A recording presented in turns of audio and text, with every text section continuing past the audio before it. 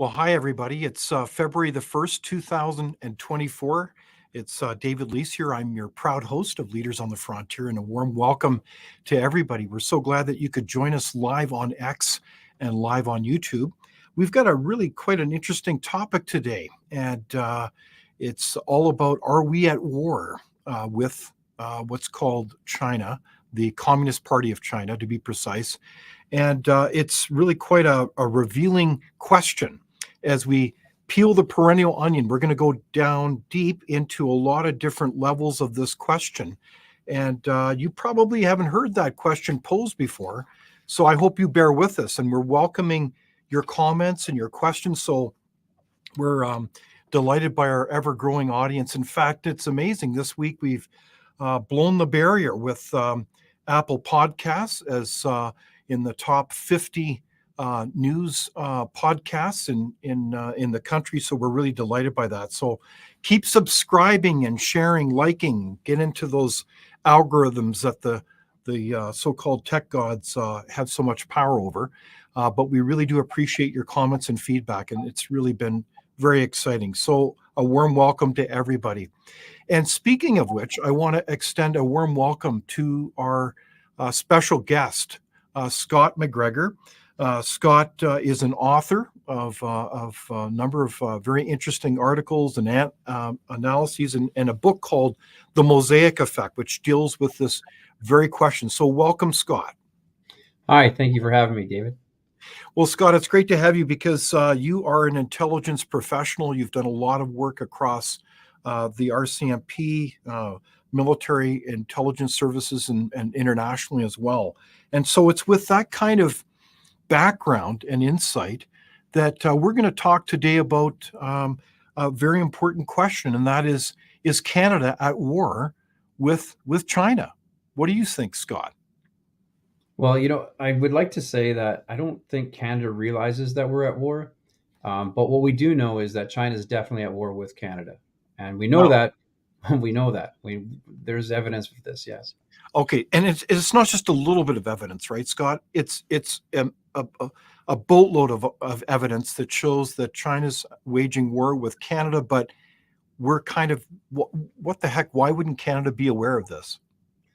Yeah, there's empirical evidence. One of the biggest ones I think that people are probably most familiar with is the cyber attacks. And that China is attacking our government institutions in British Columbia alone, just in British Columbia, 6,000 times a minute.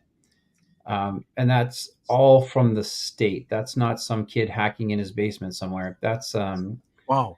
That's a government military establishment that's conducting Okay, that. so the headline is that the CPC, under their state authority, is got armies of people waging cyber attacks on Canada. Why would they do that? I mean, I know they're doing that right across the West and beyond, but why would you be waging cyber attacks on another country like that? There's a number of reasons. Part of it is to collect information so that they can further their agendas. The Chinese have come out and stated that they want global domination by the year 2050. They have. And they're taking action globally to that end. So why attack Canada? A lot of it is control. A lot of it is about getting inside, infiltrating, putting some back doors in, causing disruption. There's a number of reasons that they're doing it. It's also an easy backdoor into the United States. And that's what the book is about, is the fact that Canada is such a soft target that we've become a national security threat to the United States. What do you mean we're a soft target? Surely we're tough Canadians, aren't we, Scott? What are you talking about? I think, we like to believe that we are. We have an intelligent population, but the fact of the matter is we don't have the means, we don't have the capability or assets to confront the Chinese, let alone enforce any of the activity that they're conducting. Some of this activity is licit, a lot of it is illicit. But our justice system and legislation allows for a lot of this activity to continue. That's why we have the national inquiry coming up to talk about foreign interference. And foreign interference is just a small portion of hybrid warfare, which is what the Chinese are conducting against Canada. Okay, so this is a bit like an iceberg, if you will. We're seeing only part of it. We see cyber attacks all the time. I mean, it's coming from somewhere, and we know to a large degree where it's coming from, and China is a big source of it.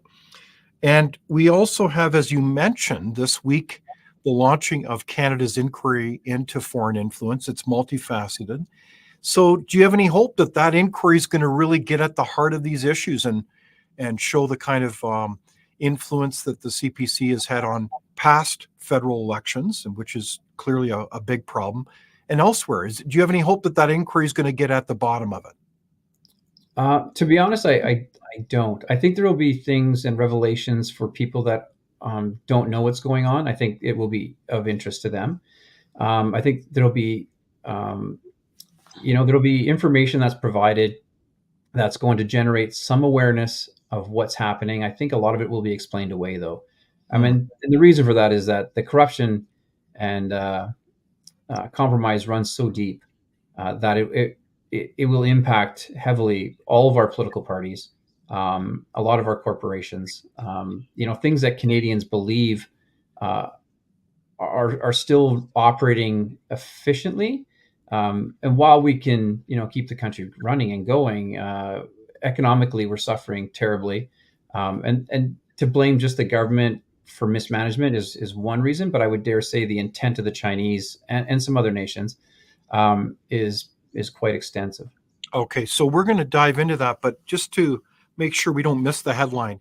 So you're saying the inquiry is more about a political message that, wow, we're looking at this issue of Chinese influence now that the cat's out of the bag and people are becoming more aware of this.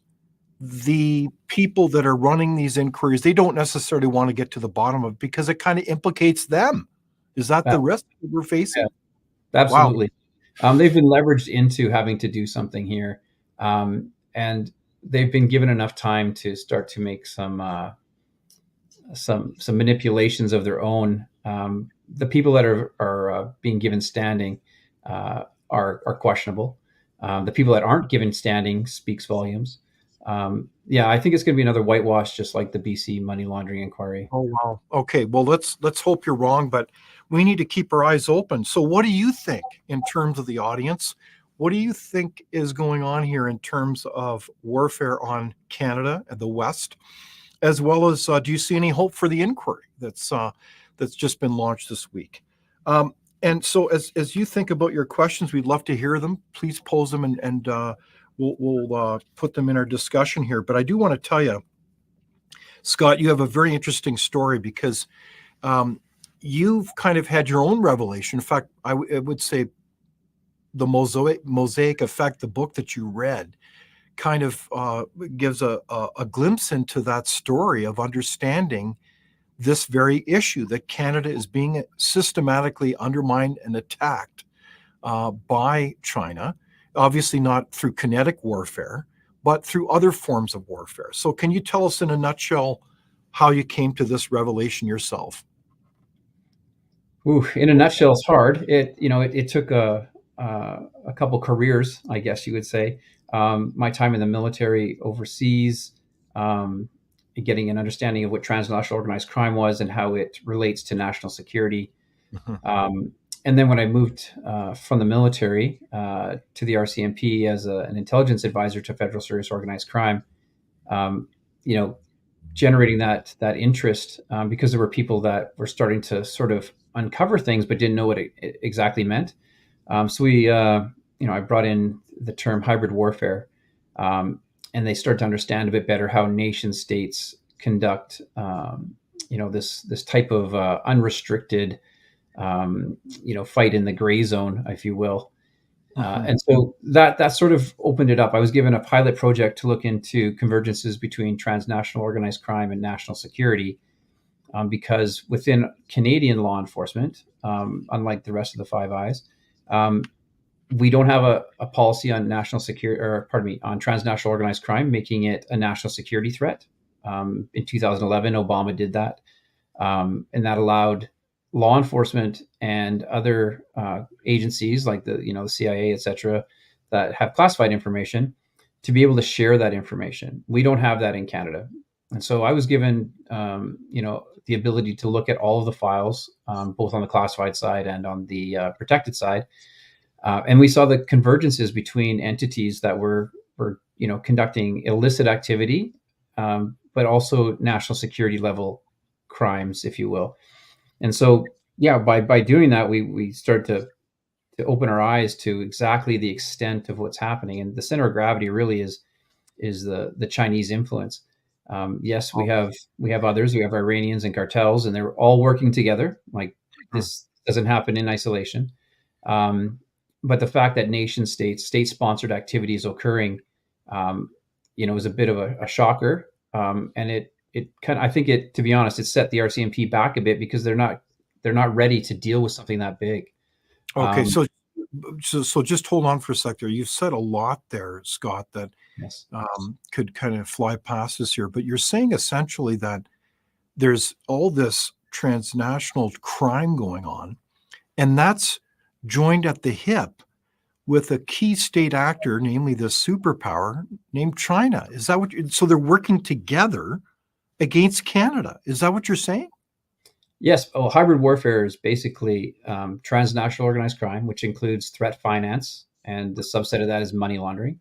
It includes sharp power, which is political influence, and Okay. soft power, which is the economic side. So economic subversion of a country, and then what we're seeing with the foreign interference piece in our politics.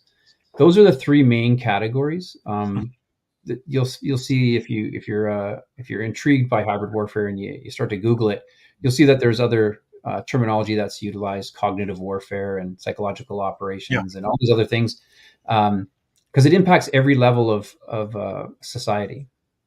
So this isn't some type of theory.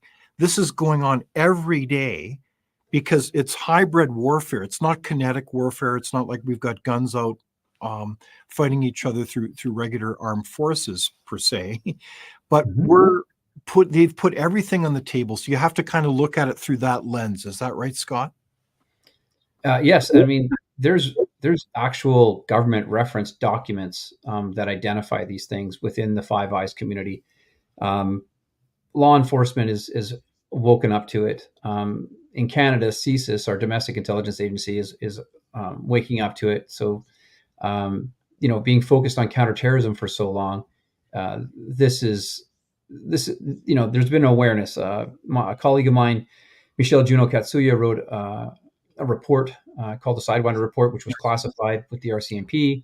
Very and important. Yeah, it's quite important, and it really touches on how government, politicians, and our corporate world have been manipulated and influenced by the Chinese. Some of it unwittingly, and some of it, I would have to say, complicit. So yeah, there's a lot of information that's been brewing for a number of years. I know this book really made Michelle quite happy because that information finally came out and is available to the public, so they can make their own determination. And as we're seeing, sentiment towards China is changing because of the awareness around the activity that they're conducting in Canada. Yeah, indeed. So this is a clear and present danger, as we say it, throughout history. If we look at the Soviets, among others, this is a clear and present danger. So is Canada really coming together now? Do you see a glimmer of hope? Like, I know the inquiry, you would be skeptical of it, but surely, well, let me put it this way. If we had this conversation, say 5, let alone 10 years ago, I think the tone around the perception around China would have been very different. Like, I would say very positive, generally kind of naive, if I can use that word. But it's shifting now, is it not? As people wake up a bit more. But this is not a common conversation, is it, Scott? Still. No, it's still the conversation that is had generally is that the awareness isn't there. People are so busy going to and from work, and they're worried about the normal things like gangs that are going on downtown, homelessness, the price of vegetables at the store. Yeah. And they don't look at root cause necessarily. Even within law enforcement itself, understanding those things is difficult because you're so wrapped up in a single investigation. You're not allowed to look outside of it because that would ruin the disclosure, et cetera, in court. But I tell you, we've spoken to a number of Chinese dissidents, and how they've been treated by the mainland Chinese. Hmm. Um, these things are now coming to fruition, and that's really driving Canadians' perceptions because we are naive and because we believe in fairness, etc. We called the Uyghur genocide what it was, a genocide, and people are like, "Hey, that's not right." And China's conducting this activity. Human rights are And, being and, and I should trampled. just clarify the Uyghurs are the Muslim minority in China, which is often used for really, in effect, slave labor to produce all kinds of goods, including things that you might even be wearing on your shoes. Yeah, they're in concentration camps. They're in political rehabilitation camps, Mhm. and it's terrible. I mean, there's whole commissions on what's going on there, Mhm. and unfortunately, we're yet to see the Mujahideen or anyone else step up and come in to try to help them, like we did see with the Chechens in Russia. Um, Exactly. yeah, so that level of control is definitely concerning. Canadian sentiment is slowly turning, Mhm. but I dare say, whenever we've spoken to Chinese nationals, if when you ask the question, if Canada end up going to war with China, who would you side with? I mean, there's no doubt they go to with China. It's a superpower, Mhm. and that's scary because you think that you get a taste of freedom, that you're going to want to go with the side that's about human rights and having your democratic abilities to vote people in and that kind of. No, they have no interest. They know that the Chinese are dominant and they want to see the rise of China. So let's talk a little bit more about hybrid warfare. If we look at the 360-degree overview of these issues, we can see a lot of patterns. I think what you have often alluded to, Scott, in conversation with you is the art of connecting the dots. So if you look at, for example, if we think of the question, how would this be impacting Canadians' lives? Let's just think of transnational crime.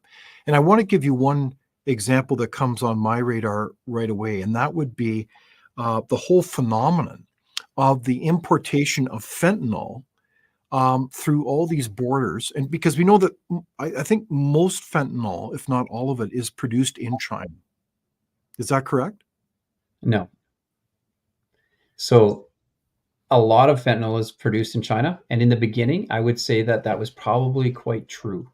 Um, we had the DEA scientists come to RCMP, and we had a giant meeting with, all the different agencies, et cetera. There must have been 50 people in the room. And the dialogue around synthetic narcotics is a complex one. You only have to change one molecule, and suddenly it's no longer you know a controlled substance, which makes it very difficult to arrest people. Now, because it's synthetic, what we see is, and unfortunately, something I'm going to be telling your viewers right now is the federal government was providing money to try to stop China from sending, fentanyl in pages of a book, where you can order it on the black market, and it's going to come here, and if CBSA gets it, they'll just send you another one for free. So it's very difficult to stop that. So you have a factory in China, on one side is producing legitimate fentanyl for use for hospitals. On the other side, well, that's the extra quota that goes out the back door, Wow. and they make more money that way. The So problem, just to clarify, yep, so a lot of fentanyl is coming in through what in effect the parcel mail service because it's just so small. It's so potent that that can be divided up and then integrated into the drug system. Is that part of the dilemma here? So it's very hard to stop this, but yet China is the majority player when it comes to producing fentanyl, is it not? it certainly is. But I'm gonna throw a hook at you here, and that is precursors are being sent to Canada by the truckloads, 60,000 tons at a time in sea containers. And those are not illegal. And so they get delivered. And then guess what? We produce our own fentanyl, and it Wow, gets exported to the United horrible. States and everywhere else. The funding for fentanyl was going to government agencies. And when they found this out, you need that money to fight this. And so you couldn't come and say, hey, we're also producing this stuff. We are a threat to other nations. Australia and the United States have already identified us as a threat to their own countries. This stuff's Wow. being sent to Mexico. The worst part is this: in Canada, anybody can buy a pill press. So think about that for a second. Hmm. So pill presses are how you get, green 80s, which are fake OxyContin pills that are Hmm. made with fentanyl. And these overdoses we see quite often are people that were on the medical system for, normal injuries and were given these narcotics, but Hmm. they were cut off. And so they had to find it somewhere. And so this was a promise of, pain relief. Unfortunately, 2 grains of sand size of fentanyl will kill you. And so these pill presses aren't just used for making fentanyl pills. They're used for making ecstasy and everything else. Hmm. So they're contaminated. They're not hygienic by any means. And so you see all these pills coming out, and 900 people a year in Vancouver are dying from fentanyl overdoses. Yeah. So when it comes to the whole issue of doing business in China, one of the things I've marveled at, Scott, is that their framework is well established. If you do business in China, you've got to sign essentially a 49-51 split with the Chinese in charge. Mhm. So Apple, based in China, is no longer a North American company. It is truly a Chinese company because they're in charge. And then you also have to agree to a systematic transfer of all your intellectual property. So ultimately, that IP, isn't that the basis for our standard of living? That like it's great that people want to access that market in China if you're a business, but at what price?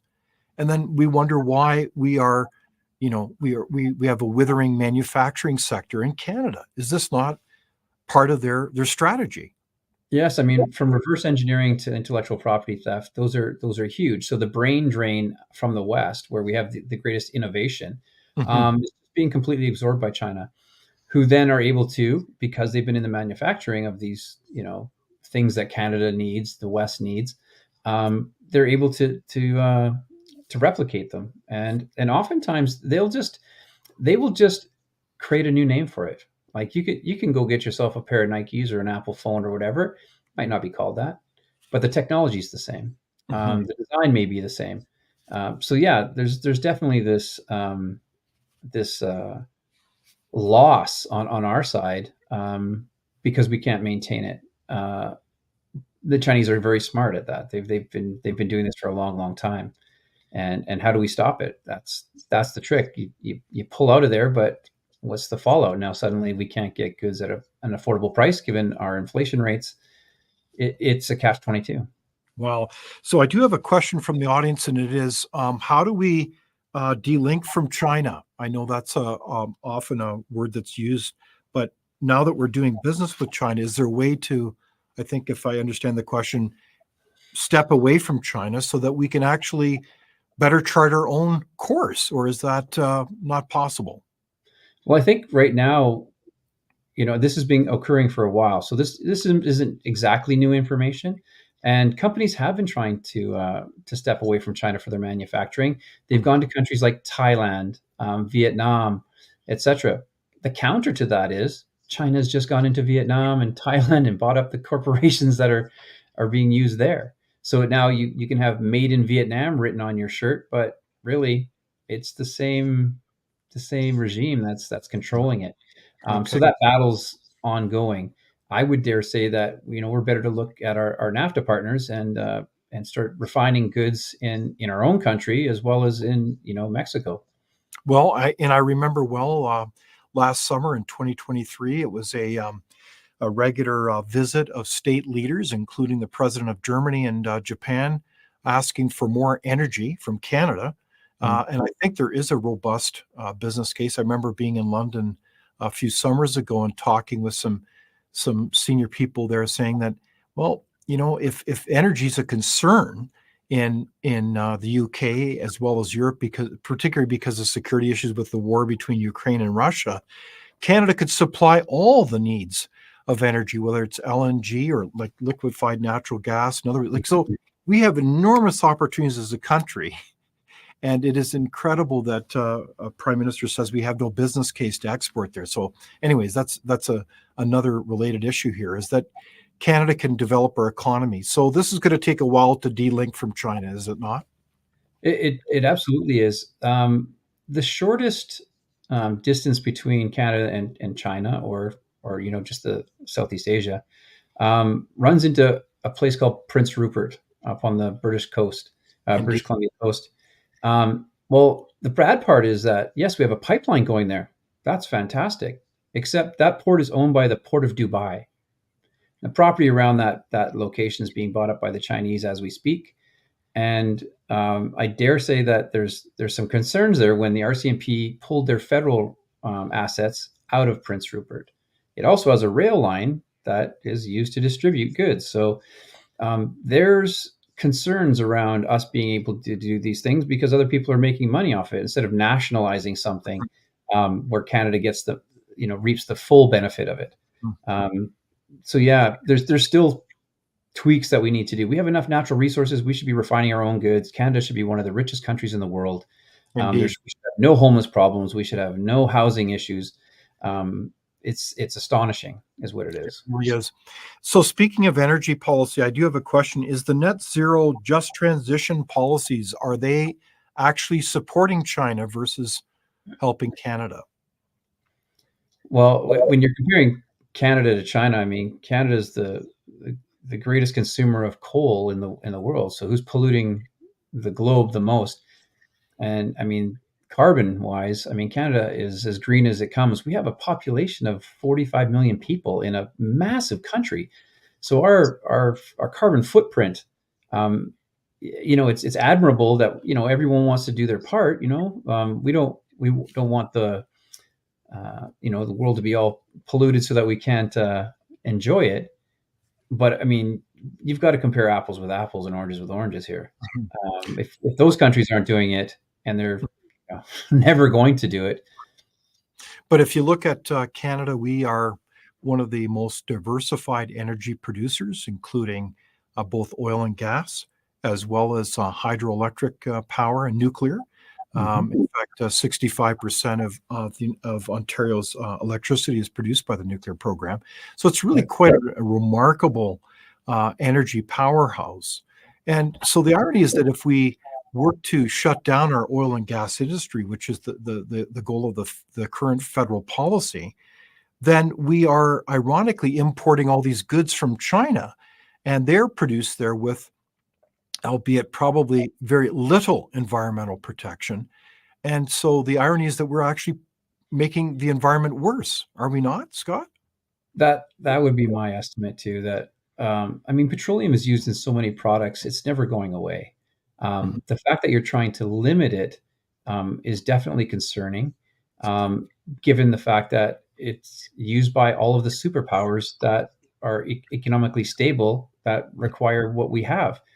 So are you saving that for when someone else takes us over and then they can, it's very concerning that our natural resources aren't being refined in our own country, and then being sent back to us at a higher cost, in the name of trade relations.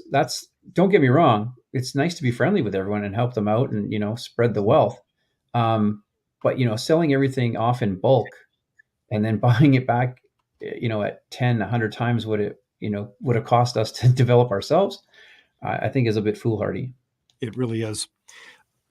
So Scott, it's interesting, if we look at the history of China, there's a long, long history, and it's really incredible, the Chinese culture and accomplishments on so many fronts.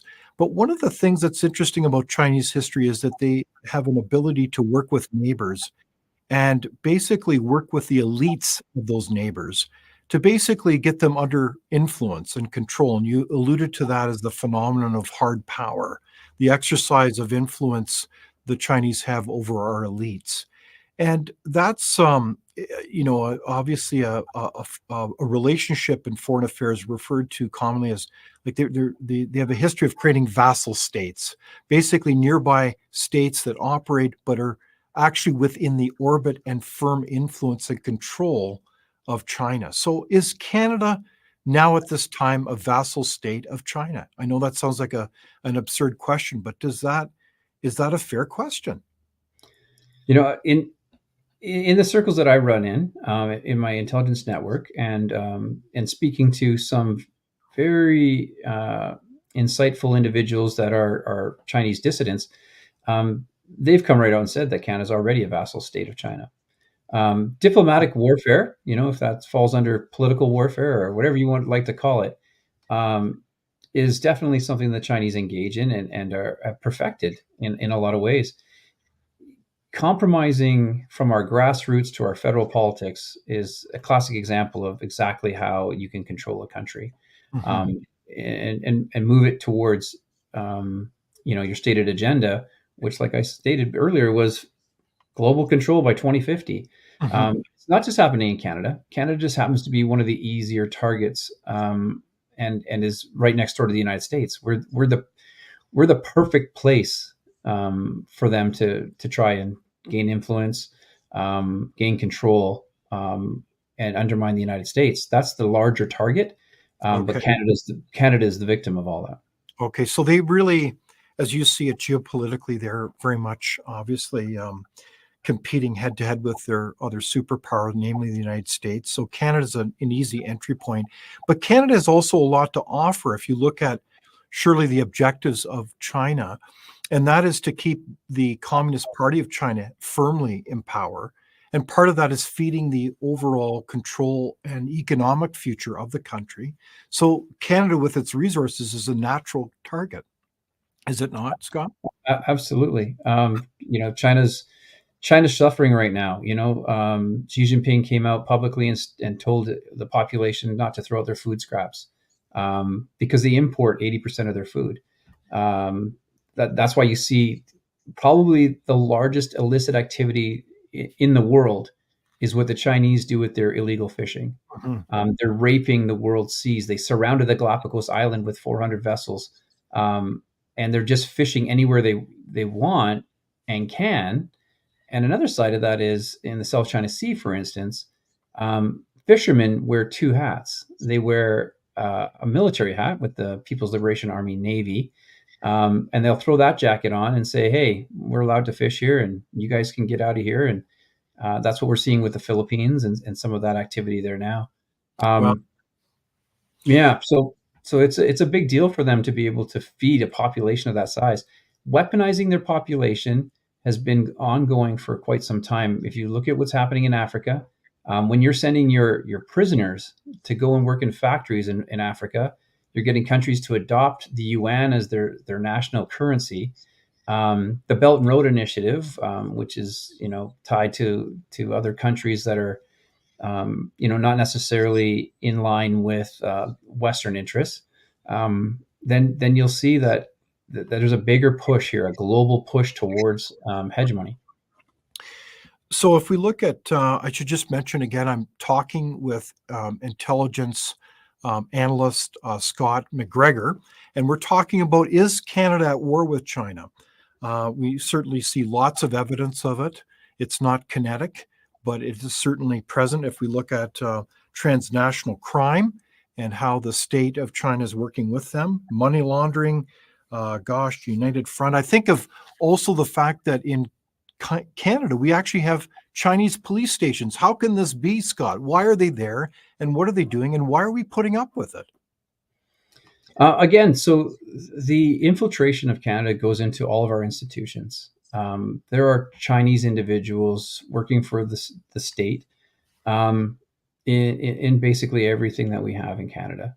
Mhm. And whether that's using organized crime figures or sending people over that go to school that take positions as engineers, it's everywhere. And that information is required by Chinese law that any citizen or anyone with ancestry, is how they look at it, is required to provide information back to the government. Wow. So we have espionage being conducted all the time. Uh, our awareness of it is slowly increasing.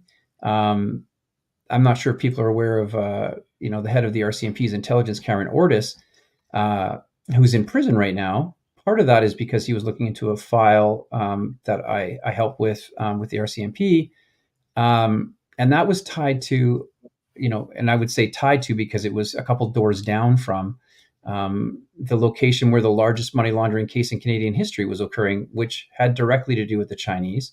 And the people that were there were utilizing the hardware that was provided through that company. Mm-hmm. And then we can look at the fact that Mr. Ortis and who his connections are in the Chinese community, how he speaks fluent Chinese, who his mentor was, what's happening at the University of British Columbia, where we have United Front figure prominently, supporting part of the university. And I think we touch on this in the book to a certain extent. But naturally, we have to be very careful when it comes to the legal side of this, because a lot of these things haven't been tested in court yet. And part of that is because our justice system isn't up to par or near comparable to what the United States has. And so you're taking a big risk when you start to cite these things because there isn't a precedent. But we do have knowledge that we're not the only ones looking at this stuff. Law enforcement is looking at this. The RCMP is looking at this. CSIS is looking at this, and that's in Canada. All the Five Eyes are looking at this. The Australians are looking at what's happening in Canada. The Americans, I work extensively with these guys. Exactly what's going on here. Who are the Five Eyes? Just remind us of that, Scott. So the Five Eyes intelligence community is Canada, Australia, Great Britain, the United States, and New Zealand. And so that example of Cameron Ortis Mm-hmm. is really quite a disturbing example where you had a very senior, really at the highest level, security officer, and this is quite a revelation that we just saw the last few months, was charged and convicted with treason espionage, as I recall, and I think is serving how long a sentence, Scott, now? I'm not sure if they've actually come up with the final sentencing. Okay, but regardless, it's a very serious issue, a serious breach in security, as it appears that he was working closely with the Chinese state's operative, and it ended up really compromising Canadian security. And he was, I think, one of the main liaisons with the whole Five Eyes intelligence community. So it's done enormous damage to Canada's standing and issues. So be sure to look at that issue. So as we look to the final parts of our discussion here, Scott, I did want to talk more about what we can do as Canadians. But I do have one question. I welcome questions to continue to flow in from the audience. And that is, does the Chinese involvement, are they involved as a state actor with human trafficking? So is China involved with human trafficking? Yes. 100%. I actually worked the Chinese migrant files when the ships came into the West Coast, and the snake handlers, and how these things there were already established rules for these things. You're losing me. What are snake handlers? I don't understand this. Sure. Like they're handling snakes or people? What do you mean by that? Yeah, no, it's a title that's given to someone that's in control of the human smuggling operation. So snake handlers, snakeheads. Wow. Yeah, and they tend to be the ones that are deciding where these people go. A lot of them were headed to the United States, to New York and other places, and they'll become sex traffickers, or they'll work in a fentanyl factory. Who knows? But yeah, they're being used. They pay their way over, and then they don't end up where they think they're going to end up. Wow. They're it's indentured servitude, really. But that's one way. The other way that depending on the term human smuggler, when you're bringing in entities into the country illicitly, there was a gentleman that was arrested. Last name was Wang in Vancouver, who had forged like 5,000 passports. We have birthing clinics in Vancouver, where you're flying over when you're 8 months pregnant to have your baby in Canada, then flying back a month later.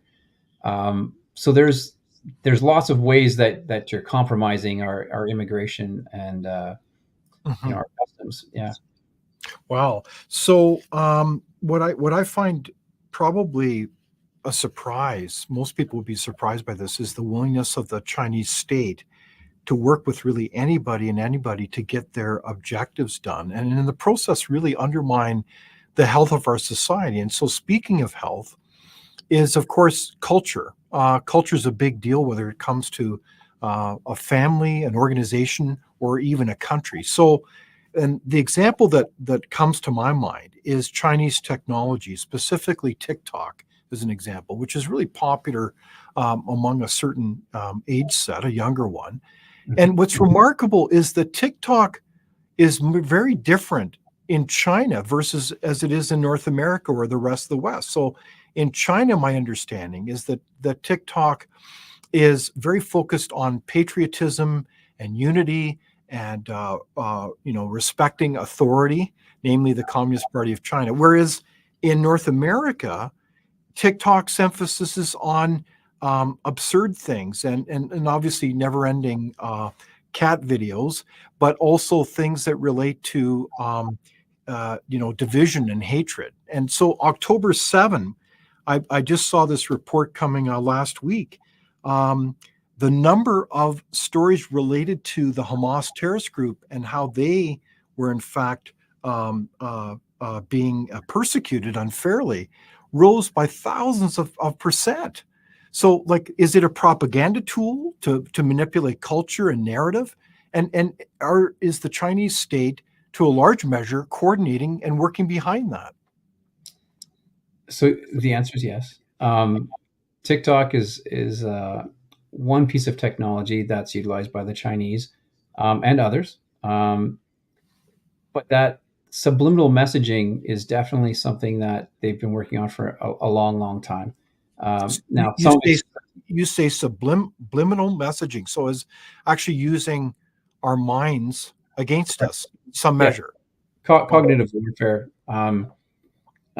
psychological operations, influence operations. And it doesn't seem as obvious because that platform is used in a number of ways, like with all the TikTok challenges and everything else that's out there. And it seems fun and endearing. And, you do have a measure of control because you're going to look at what you want to look at. But the fact of the matter is, when that feed is controlled, they can target things. So when you collect information on big data like that, you can start to see who looks at what. So Right. if you have anti-government sentiment and you're making TikToks about that, then you can be more targeted than someone that's looking at cat videos. I'll give you another example. You're getting robocalls on your phone and they come up in Chinese and you don't know what the heck they're saying, so you hang up. Not everybody hangs up. So part of what that is about is identifying who at what number speaks the language and who is an asset should they try to conduct another kind of operation, or who can they reach out to. So that information is utilized in different ways by intelligence agencies in China. There's social credit and corporate credit. There are also considerations. I wrote an article about a hot pot place in Vancouver that went viral in Taiwan and India, mainly in Taiwan. Australia, I did an interview with Sky News on it. And they had over 60 casino level cameras inside. And this is in downtown Vancouver, basically. And here you are, you go in there and they're recording what you're saying, who you're talking to. When we interviewed the manager, he said the information was being sent back to China to their security services. And then they thought they were going to sue us, and they didn't. Instead, during COVID, when no one could even really hardly go in there, they decided to do renovations, and they took out all the cameras. No kidding. There's 900 of these all over the world. So that was about social credit. 900. So to be clear, the state there is monitoring systematically emigres and others right around the world. So this is really quite a massive operation. Oh, it goes much deeper. Depending on how deep you want to go. This speaks to, collecting DNA from every individual that they can in the world, or imagery. So if you want facial recognition software that can recognize everyone in the world, I get a picture of you. I can tell you who you are based on that data set. So there's a lot going on in China. They still believe in the master race. peace. Pardon Uh, me? I'm sorry, oh, I'm not aware of that. yeah. Oh, yeah. So yeah, the Han Chinese believe that they are a master race, and they're looking at ways to improve their DNA and advance their biologics. There's a lot of things that are going on right now. I think you'll Hmm. see some of the biometric stuff come out in the news soon. There's been some arrests in the United States related to these things. But yeah, there's more similarities to what we saw with the Germans in the Second World War than people want to admit. Wow, Um, I that's mean, quite a when you're revelation. cloning animals and then you say you're not going to clone humans, and Mhm. yet that was how many years ago? 20 Wow. years. So Um, if we look at things that we can do, like if we mm, think of policy prescriptions, I mean, we've got this inquiry. It looks a little bit shaky in terms of its ability to really get at things. But surely awareness is a key part of this. We need to wake up with our eyes open when we can actually see. mhm. But we also need to do other things and pay attention to, well, should we be using TikTok? Probably not, Scott. Um, what are things that we can be doing here, Scott, to turn this ship around and getting things together, like rebuilding our military, for instance? Yeah, the creating the dialogue is the biggest one, and taking steps towards having our elected officials actually do what we ask them to do and Mm, holding them accountable. You'll see protests in France where they're burning houses and turning things over because they're upset about their pension. And yet in Canada, we try to protest something and suddenly the government puts the Emergency Measures Act on, which, as we know now, was illegal. We are not the outspoken, forceful people, but we do have power, and the people that have always been quiet and gotten along and just gone with it and just wanted to work hard and hope that you get to retirement. Those days are starting to end, and you really have to start to speak up and speak truth to power, because this stuff isn't going away. They count on us not doing anything about it. They count on us not making any changes, to our enforcement, our justice system, our legislation, or delaying it or deflecting it. And that's what you're going to see in this national inquiry. mhm. Even the recommendations, I'll tell you right now, the recommendations that come out of this are going to be minimal. They'll be managed, and just like they were with the inquiry for money laundering. Wow. So you're really challenging us, Scott, to wake up, open up our eyes, not to be passive, and to realize that there's a lot of aggressive actions being taken by the Communist Party of China against the West, including Canada. And one of those things that behooves us to ask, well, what about our institutions? You've talked about elected officials. What about the post-secondary side, the universities? Have you documented or a lot of evidence that those places have been infiltrated with a lot of operatives? Oh yes, there's tons of reference material out there right now, in academia, in the media. Exactly to what you're speaking to is that In those institutions have been infiltrated in heavily. in the media, what do you mean by that? In the media, I mean that there are news articles covering, investigative journalists that have delved into these things. Um, you're going to look at a lot of universities in the United States and Canada that are Mhm. completely compromised. In So, fact, I would so dare say there are professors at some of these universities that are frightened. yeah, and so we know a lot of cases about this. We're probably only scratching the surface. I think of just this past year, the charges and convictions of senior faculty at a number of universities, including Harvard, for being systematically on the payroll of the Chinese and sharing and systematically transferring research and knowledge to those agencies. So it's shame on them. I mean, it's just criminal what's been going on here. So we've taken a really hands-off, naive view of this relationship. So it's about time that we ask our government to get on it.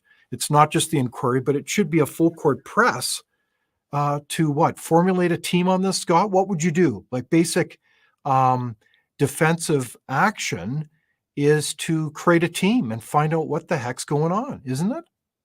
You would hope so. I think that given the current state of affairs within our government, it's very difficult to find or have approved um, people that are qualified and have the insight into exactly what's happening, because a lot of this is being poo-pooed in Ottawa, and that's a problem. I mean, So why do you say being poo-pooed? What do you mean by that? I mean that a lot of this stuff's being explained away. I mean, what happened with Han Dong, having an official speaking to a Chinese consulate member while we are Yeah. holding a Chinese national in jail to be extradited.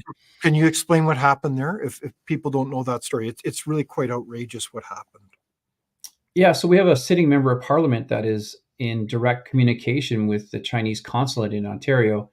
And Lord knows what they're discussing. I mean, there's a lot of assertions that have been made, and CISA statements that have been apparently leaked, and the fact that they're having conversations at all during a time when we're holding a Chinese national on criminal activity, which I'm going to bring up, relates to Iran. Okay, so this is about China working with Iran, which is one of their allies. This is a much bigger thing than people realize. But the fact that he's speaking to them alone it compromises the national security of Canada. And yet our government decided to just look past it. But to be Maybe clear, an independent, and it was absorbed back into the parliament.